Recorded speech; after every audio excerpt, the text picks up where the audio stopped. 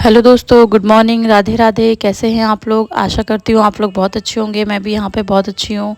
तो आज हम लोग ये जो बना रहे हैं, ये बना रहे हैं एनिवर्सरी के लिए, फर्स्ट एनिवर्सरी के लिए 2 kg का केक, चॉकलेट फ्लेवर में, है ना। तो ये मैं अपने स्टाफ के लिए बना रही हूँ। स्टाफ मतलब कि जो मेरे यहाँ मेडिकल का काम होता है ना, उसमें जो स्टाफ हैं उनके लिए बना रही हूँ। और वो कई टाइम मतलब बहुत पहले से वो मुझसे लेते हैं। जब से मैंने केक का काम शुरू किया है ना, वो मेरे तब से कस्टमर ही हैं, समझ लो। तो बहुत अच्छा केक बनाएंगे हम लोग आज, और चॉकलेट फ्लेवर का बनाएंगे। तो देखिए यहाँ पे मैंने क्या किया है, 7 इंच और 5 इंच के मोल्ड में बेक किया है स्पॉन्ज को 2 टाइम में, ठीक है। और प्रीमिक्स कितना यूज़ किया है, 2 kg के लिए मुझे 600 ग्राम्स प्रीमिक्स का यूज़ करना पड़ेगा। तो मैंने क्या किया है, 400 ग्राम 7 इंच के टिन में यूज़ किया है, और 200 ग्राम्स मैंने यूज़ किया है 5 इंच के टिन में, ठीक है। तो 5 इंच के टिन में जो मैंने 200 ग्राम्स यूज़ किया है ना, उसको 5 इंच के टिन में मैंने 2 बार बेक कर लिया था। और जो 7 इंच में करना था, वो मैंने 200 ग्राम्स एक टिन में, और 200 ग्राम्स एक टिन में, ऐसे करके 2 बार बेकिंग की है। तो मेरे को नीचे 7 इंच में मुझे 4 लेयर मिली है, और 5 इंच में भी मुझे 4 लेयर मिली है। तो उससे क्या होता है, हाइट अच्छी मिलेगी। और दोनों ऊपर और नीचे दोनों, जैसे टीयर केक बनाएंगे ना हम, तो 5 इंच के टिन वाला भी सेम हाइट का रहेगा, और 7 इंच के का वाला केक भी अच्छा हाइट का रहेगा। दोनों सेम ही हाइट रहेगी, है ना। स्टैंडर्ड दिखेगा और अच्छा दिखेगा काफ़ी। आप लोग खुद देखिएगा बनने के बाद एकदम कितना अच्छा लग रहा है, एकदम ऐसा भद्दा सा नहीं दिखेगा। तो चॉकलेट फ्लेवर का केक बनाना है हम लोग, बहुत सिंपल तरीके से बनाएंगे। समर्स स्टार्ट हो चुके हैं, तो वही समर्स की परेशानियों को झेलते हुए हम ये केक बनाएंगे। तो केक जो है मतलब मैंने क्रीम को फेंट के रख दिया था एक बार में ही, दोनों भगोनी में मैं रख देती हूँ, और फ्रिज में रख दिया था। थोड़ा थोड़ा करके मैं उसको क्रीम को निकालती हूँ बाहर, और चिल्ड वाटर से सोकिंग करती हूँ, ठीक है। और क्रम कोट करने के बाद मैं आधा घंटा के लिए केक रख देती हूँ, ताकि केक मेरा सेट हो जाए। क्योंकि अब समर से स्टार्ट हो गए ना, तो अब पूरा एक साथ में मैं काम नहीं कर पाऊंगी, तो मुझे अब उस हिसाब से करना पड़ेगा। क्रम कोट करके मैं रख दूंगी आधा 1 घंटे के लिए, फिर उसके बाद फाइनल कोट करूंगी, फिर रख दूंगी, फिर उसके बाद एक के ऊपर एक मुझे रखना पड़ेगा ना केक को। तो फिर उसके लिए भी मैं सेट करने रखूँगी। कहने का मतलब है, मैं हर चीज़ के लिए फ्रिज में रखती हूँ, टाइम देती हूँ केक को। तो देखिए यहाँ पे हमारी कितनी 6 लेयर थी ना, सॉरी मैं 2 लेयर बताई थी, सॉरी। तो 6 लेयर हमारी, मतलब कि एक 7 इंच में हमने 3 लेयर कट की थी, और फिर दूसरा 7 इंच का जो था, उसमें भी 3 लेयर कट की थी। तो ऐसे हमारे पास 6 लेयर हो गई थी, ठीक है। तो देखिए कई बार आप लोगों के साथ ऐसा कभी हुआ है क्या, कि केक आप बना रहे हो और बीच में से बैंड होने लगे, केक ऐसे स्लिप होने लगे? देखिए मेरा हो रहा है, आप ध्यान से देखिए। सबसे नीचे वाली लेयर के ऊपर से देखिए केक अपने आप से कैसे खिसक के नीचे चला गया। आप लोगों के साथ ऐसा हुआ है? मेरे साथ 90% होता है, जबकि मुझे पता है क्यों होता है, मैं फिर भी वही गलती हर बार करती हूँ, फिर मैं झेलती हूँ। तो इसलिए होता है, मैं आपको बताती हूँ। ये मतलब पहली बात तो मैं ये बता देती हूँ कि ये होता है, तो मैं इसको ठीक कैसे करती हूँ।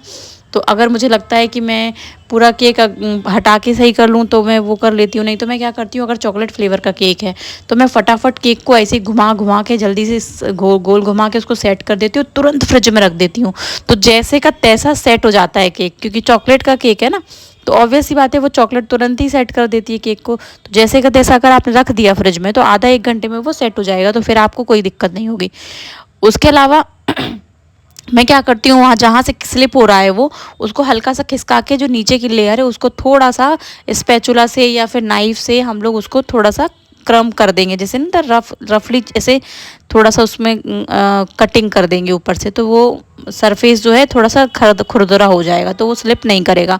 और वो होता क्यों है ऐसा? होता इसलिए है कि जो सबसे नीचे वाली लेयर कट होती है ना, है ना, उसको मैं उल्टा करके अप्लाई कर देती हूँ, समझ रहे हो? सबसे नीचे वाली जो लेयर कटी हुई है ना, मैं उसको उल्टा करके केक को आइसिंग करना स्टार्ट कर देती हूँ। ये कभी नहीं करना चाहिए, और मैं हमेशा करती हूँ, और हमेशा मेरे साथ ये चीज़ होती है।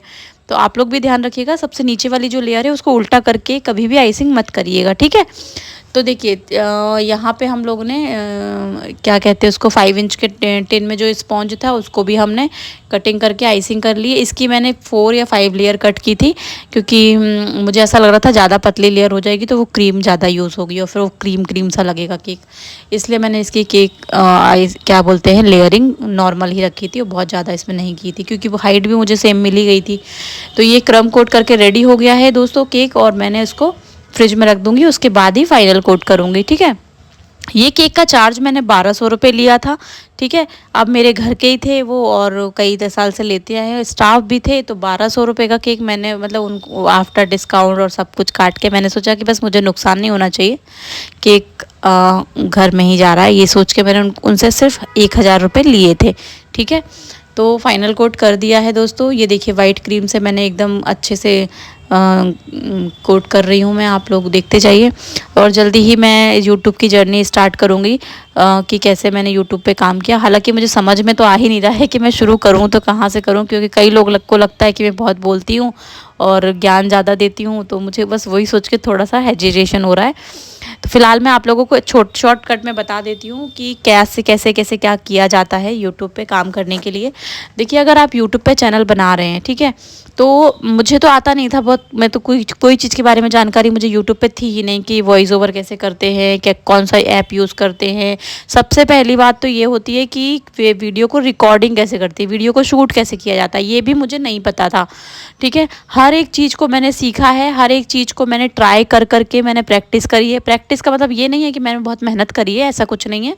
एक दो बार मैंने ट्राई किया है, और मैं किसी किसी के वीडियोस देखती थी और एंगल्स देखती थी कि उनका वीडियो चल रहा है तो अब क्या एंगल ले रहा है, वो कैसे शूट कर रही हैं, ऐसा हल्का फुल्का। और एक दो लोगों ने मुझे हेल्प भी करी है, मैंने उनसे सीखा भी है। तो वो किससे मैंने क्या किया है वो मैं आपको लॉन्ग वीडियो में समझाऊंगी। अभी फ़िलहाल जो बेसिक्स चीज़ें हैं मैं वो आपको बताती हूँ। यूट्यूब पर अगर आप चैनल बनाए ना आपके सब्सक्राइबर्स नहीं बढ़ रहे हैं, आपका वॉच आवर्स कंप्लीट नहीं हो रहा है, आपका चैनल मोनेटाइजेशन नहीं हो रहा है ना, तो ये सब चीज़ों के लिए आपको सिर्फ 2-3 ट्रिक्स हैं वो फॉलो करनी पड़ेंगी। नंबर 1 तो ये होता है कि सबसे पहली बात, लॉन्ग वीडियोस अगर आप डालेंगे तो उससे वॉच आवर कंप्लीट होता है। ठीक, वॉच आवर कंप्लीट होता है। और अगर आपको सब्सक्राइबर्स चाहिए तो उसके लिए आपको शॉर्ट्स डालने पड़ेंगे, और शॉर्ट्स में ट्रेंडिंग वॉइस को यूज़ करना पड़ेगा। आप लोगों ने देखा होगा कि मेरे शॉर्ट्स में कभी अनाया की वॉइस होती है, कभी अमायरा की होती है, कभी सौम्या की होती है ना, कभी सॉन्ग्स होते हैं। तो जो ट्रेंडिंग वॉइस है, ट्रेंडिंग सॉन्ग्स हैं, आप वो अगर उस यूज़ कर रहे हैं तो आपका चैनल बहुत जल्दी से सब्सक्राइब्स बढ़ाएगा। ठीक है, सब्सक्राइबर्स आपको शॉर्ट्स से ही मिलेंगे, ये आप समझ लीजिए। और लॉन्ग वीडियो डालने से आपको वॉच आवर्स मिलेंगे। ठीक है, लॉन्ग वीडियो में वही चीज़ डालिए जो ज्ञान दे रही है, मतलब लोगों को अच्छी लग रही है, लोगों को समझ में आ रही है, या लोगों को उस चीज़ से कुछ सीखने को मिल रहा है। आप अपने चैनल पे वीडियोस में लोगों को कितनी देर तक रोक सकते हैं। ठीक है, तो तभी तो आपका लोग वीडियो देखेंगे, तभी तो आप और वो वीडियो देखेंगे तो आपको वॉच आवर्स मिलेगा, है ना। तो कहने का मतलब है लॉन्ग वीडियो से आपको वॉच आवर्स मिलते हैं, शॉर्ट्स आप डालोगे तो सब्सक्राइबर मिलेंगे। और शॉर्ट्स में भी अगर आप ट्रेंडिंग वॉइस को यूज़ कर रहे हैं तो बहुत तेज़ी से सब्सक्राइबर्स बढ़ते हैं। ठीक है, तो ये छोटी सी जानकारी थी मैंने आपको दी। और मैं आपको ये भी बता देती हूँ कि मैं वीडियो किस चीज़ से शूट करती हूँ। तो मेरे पास आईफोन है, मैं उससे शूट करती हूँ। और एक और मेरे पास फ़ोन है, तो वो मेरा जैसे कभी केक वेक के ऑर्डर्स होते हैं मेरे पास, तो मैं उससे कर लेती हूँ। ठीक है, और कौन सा ऐप यूज़ करती हूँ, तो मैं InShot ऐप यूज़ करती हूँ, उसी से सारी चीज़ें करती हूँ। और InShots भी मुझे बहुत अच्छे से यूज़ करना नहीं आता है, बस बेसिक चीज़ें मैंने सीख ली हैं, उसी पे मैं बस उठाया और बस काम कर देती हूँ। जैसे होता नहीं है, हमारे पास कोई मोल्ड होता है, हम उस पर चीज़ डालते और अप्लाई कर देते, बस वही 2-4 चीज़ें हमने सीख ली हैं, तो उसी पे मैं काम करती हूँ।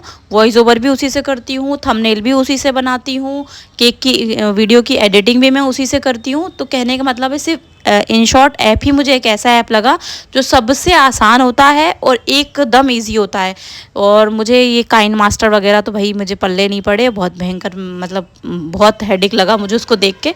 तो फिलहाल मुझे InShot से ही मैं सब कुछ करती हूँ। तो और बाकी चीज़ें मैं आपको बाद में बताऊंगी लॉन्ग वीडियो में, और नहीं हुआ तो मैं ऐसे ही शॉर्ट तरीके से भी बता सकती हूँ कि मैं कैसे कैसे की थी। हालांकि मैंने ना 1 मई को स्टार्ट किया था मेरा चैनल, लेकिन मैंने काम अक्टूबर नवंबर से स्टार्ट किया था। 4 मंथ में मेरे बहुत अच्छे सब्सक्राइबर्स हो गए थे, मेरा वॉच आवर कंप्लीट हो गया था। अब एडसेंस कोड आ गया है मेरा, तो एडसेंस पिन को मुझे अप्लाई करना है, देन उसके बाद मेरा सब काम हो जाएगा। तो दोस्तों ये केक देखिए बन के एकदम रेडी हो गया है। मैंने अपने हिसाब से एकदम रफ एंड टफ वाली डिज़ाइन इसमें दी है स्पैचुला की हेल्प से। फर्स्ट टाइम मैंने ये ट्राई किया था, लेकिन बहुत अच्छा बन गया था दोस्तों। आप लोगों को कैसा लग रहा है? अगर अच्छा लग रहा हो तो आप लोग भी ट्राई करिएगा। और रेगुलर बेस पे आप शॉर्ट्स डालिए। शॉर्ट्स आप जितना ज़्यादा डालेंगे ना उतना ज़्यादा आपको रीच मिलेगा, आप समझ रहे हो। क्योंकि ना यूट्यूब की एल्गोरिदम पे हम लोगों को काम करना होता है, ना कि सामने वाला क्या कर रहा है उस हिसाब से हमको कॉपी नहीं करना है किसी को। हमको यूट्यूब के नियम पे काम करना है, यूट्यूब किस एल्गोरिदम पे काम करता है हमको वो समझना है, ठीक है ना। तो कहने का मतलब है कि यूट्यूब आपके वीडियोज़ को भी देख रहा है, आपके काम को भी देख रहा है, आपको पूरी तरह से जज कर रहा है, ठीक है। आप कहाँ क्या ज्ञान कर रहे हैं, क्या उसको समझ रहे हो ना, आप कितना हल्के में ले रहे हैं, वो सब एनालाइज करता है और वही आपको हेल्प करता है आपके चैनल को ग्रो कराने में। आप समझने की कोशिश करिए। अगर आप रूटीन में उस पर यूट्यूब पे लगे हुए हैं ना तो वो यूट्यूब खुद आपको रीच देगा, कस्टमर कह रही हूँ, सॉरी, रीच देगा, मतलब कि आपके वीडियोज़ को बहुत लोगों तक पहुँचाएगा। कहने का मतलब है अगर आप रेगुलर बेस पे यूट्यूब पे काम कर रहे हैं तो यूट्यूब बहुत हेल्प करता है आप लोग आपके चैनल को आगे बढ़ाने में। ये भी बहुत बड़ी मतलब आपको मैं है वो दे रही हूँ, टिप्स दे रही हूँ। कहने का मतलब है तो आप इन सब चीज़ों को अगर आप फॉलो करके काम करते हैं ना तो आपका चैनल 100% जल्दी से जल्दी मोनेटाइज हो जाएगा और वॉच आवर्स कंप्लीट हो जाएंगे और सब्सक्राइबर भी बढ़ेंगे। और दूसरी बात, अच्छा कंटेंट लेके आइए, अच्छी चीज़ें लोगों को बताइए। जो भी चीज़ कर रहे हैं ना आप एकदम क्लियर वे में करिए, सच बताइए, झूठ मत कहिए, ताकि लोगों का विश्वास आपके साथ जुड़े, है ना। कहने का मतलब ये ना लगे कि यार ये तो बस ऐसे ही उल्टा सीधा बस अपने सब्सक्राइबर गेन करने के लिए सामने वालों से कर रही। कहने का मतलब दिल से अटैच होके लोगों से जुड़िए, कहने का मतलब है ना। तो देखिए आपको इतना ज्ञान देते देते मैंने केक बना लिया है और बाकी जो भी मुझे ऐसा लगेगा तो मैं धीरे धीरे ऐसे ही शेयर करती रहूँगी। इन शॉर्ट पे मैं वीडियो कैसे अपलोड करती हूँ मैं वो भी आपको बताऊँगी। जो भी दो चार चीज़ें हैं जो मैंने सीख रखी हैं मैं वो भी आप लोगों के साथ शेयर करूँगी अगले वीडियो में। तो दोस्तों ये केक कैसा लगा आप लोगों को बताइएगा, अच्छा लगे तो आप लोग भी ट्राई करिए।